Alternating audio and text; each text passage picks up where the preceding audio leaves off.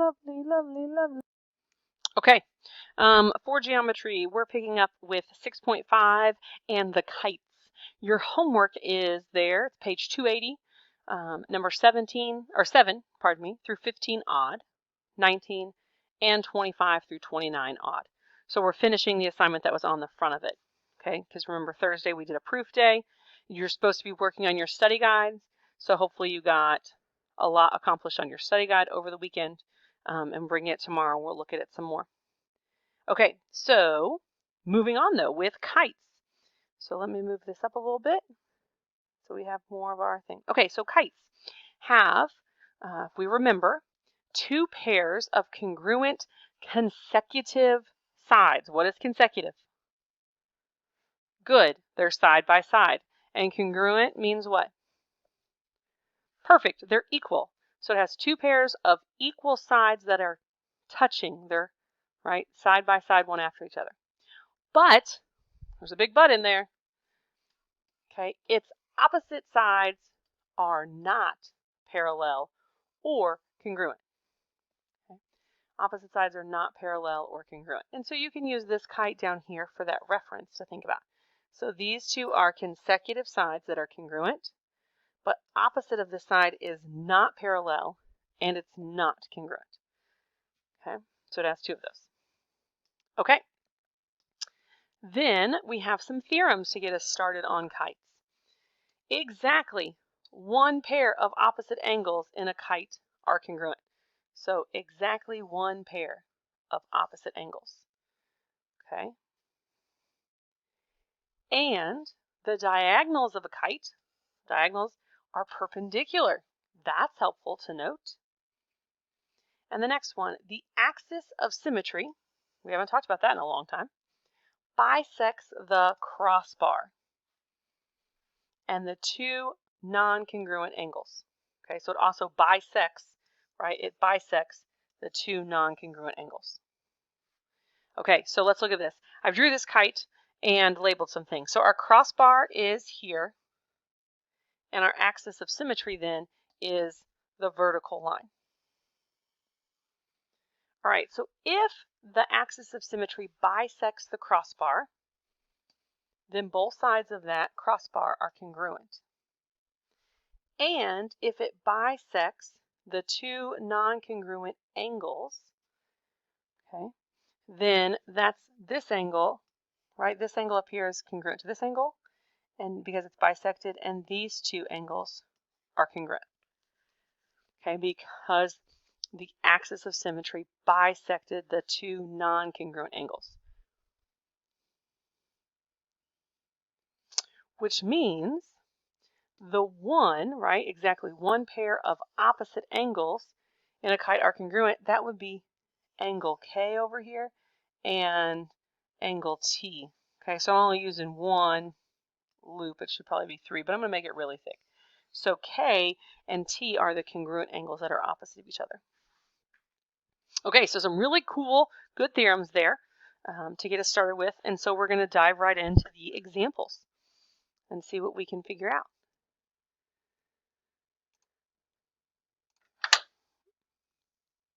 And I think there's, yeah, it's just this one side. So just example 4 down here. Okay, so example 4, find each measure in kite, K-I-T-E, if the measure of angle XKE equals 55 degrees and KI is greater than KE.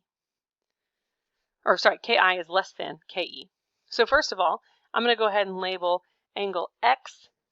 Okay, angle XKE is 55 degrees. And we know K to I, okay, K to I is less than K to E. All right, so knowing that, what do we know about the measure of angle KTE? Okay, so angle KTE. What do we know about that angle? Okay, we should know that it's equal to 55 degrees as well. Because, let's look at the because. Angle K, right, is congruent to angle T. Those two angles were congruent, and the crossbar, okay, when the crossbar cut them over there or went over there, they are congruent. So that also leads to our isosceles triangle theorem. Okay, so if I go back a little bit more, knowing Ki, we know that there's two consecutive congruent sides. Ki is shorter, so I'm going to put 1 mark, then Ke. All right, so those are congruent. Then so these triangles, the crossbar or the axis of symmetry bisects the crossbar. So we have our axis of symmetry bisects this crossbar. Okay, and so we can say, like, these are isosceles triangles. Okay, we have two sides that are congruent, so the opposite angles have to be congruent. Or if we look at the idea of side, side, side, all three of these angles are congruent, or all three of the sides are congruent, so the angles have to be. So a couple different ways. So we can put isosceles triangle theorem to help you, or like we have side, side, side triangle congruence here. Okay, let's look at the next one. The measure of angle TXE. Okay, so TXE. This angle is 90 degrees. Okay, that's a 90-degree angle because what did we just talk about in that theorem? We read the theorem that diagonals of kites, okay, the diagonal of a kite are perpendicular. So one diagonal is called the crossbar, the other one is called the axis of symmetry. But ultimately the diagonals of a kite are perpendicular. Okay, how about angle KEX? So K to E to X. What about that angle there?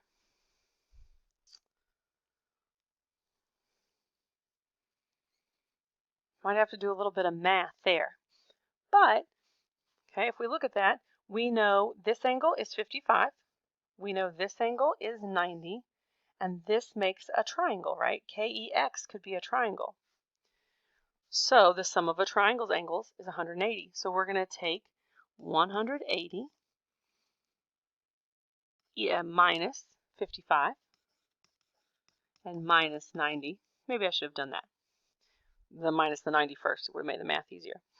So, and that's going to equal the measure of angle KEX. Okay, so 180 minus 90 is 90. 90 minus 55 is 35 degrees.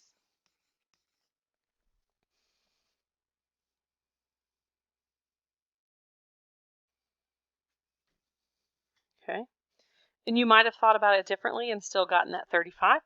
That is okay. Okay, next up, the measure of angle KET. Okay, so from KE to T, what's the measure of that angle? Well, yeah, right? Like we just found out that KEX is 35. We know the axis of symmetry bisects this, so these two angles have to be congruent. So it's going to be 35 degrees times 2, which would equal 70 degrees. Okay, because the axis of symmetry bisects non-congruent angles.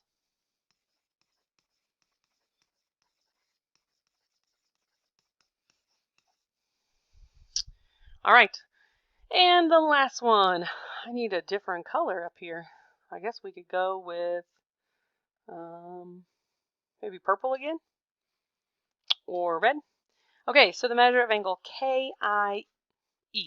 So from KI to E. What is the measure of that angle? KIE.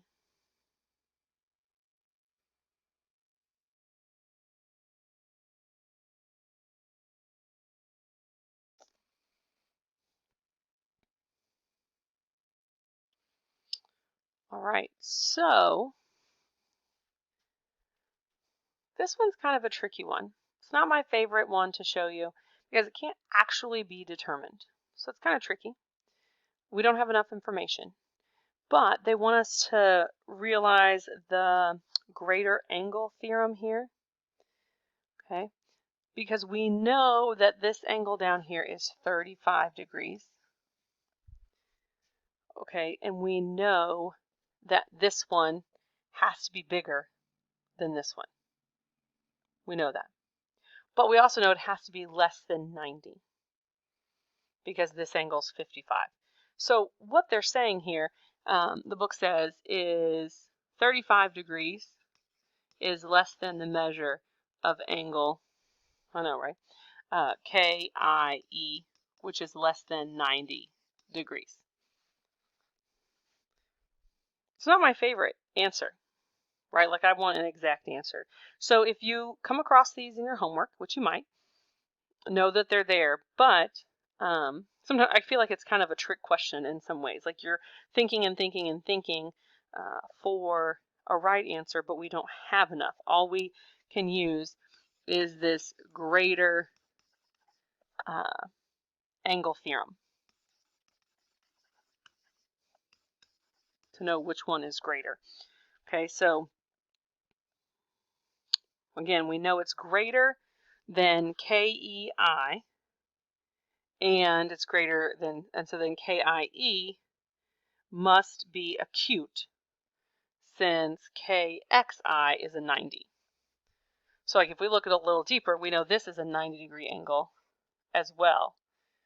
So it's got to be greater than this one, but we don't have any idea what this angle is, the IKX angle.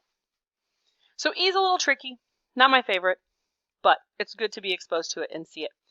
That sometimes the answer is just like, give me a range. Okay, so again, your homework is finishing up the start of this lesson that we did last week. So page 280, number 7 through 15 odd, 19, and 25 through 29 odd.